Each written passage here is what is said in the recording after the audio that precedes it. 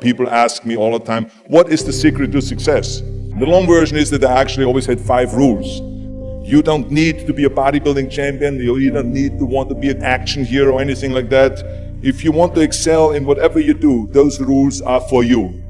So my first rule is find your vision and follow it. If you don't have a goal, if you don't have a vision, you just drift around.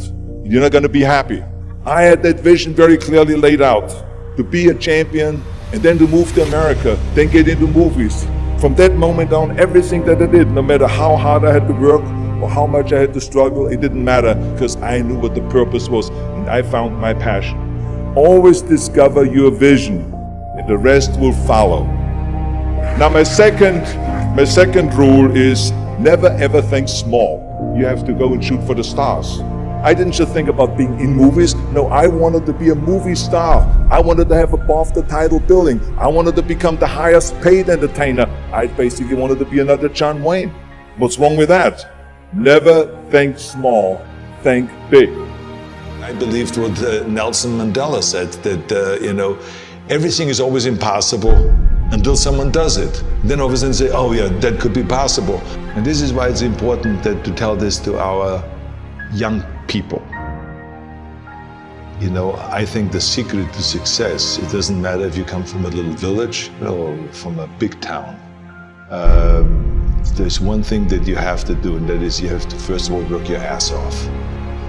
You have to have a very clear vision of where you want to go. You have to be brave. You have to be tough. You have to have the discipline to follow through. My third rule is ignore the naysayers. I think it is natural that when you have a big vision and big dreams and you have big goals, that people are going to say around you, I don't think it can be done. I think it's impossible. I mean, it started right away when I was 15 years old and I became a bodybuilder. Right after that happened, I said, I want to be a world champion in bodybuilding. I want to be Mr. Universe. They immediately said, are you crazy? Bodybuilding is an American sport. Forget about it. It's nuts.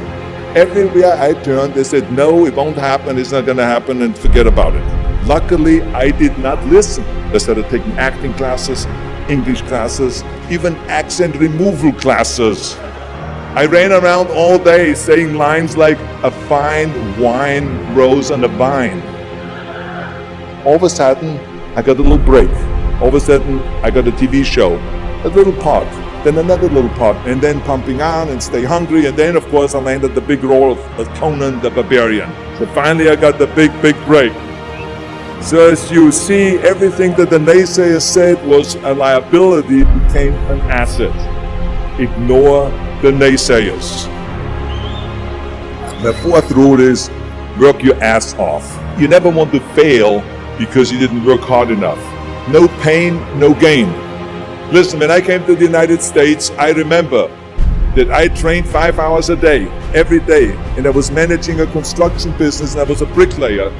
And I went to college also. And I took acting classes from 8 o'clock at night to 12 o'clock midnight. Every day I did that. Work your butt off. That's what I always believe. No matter what you do, work.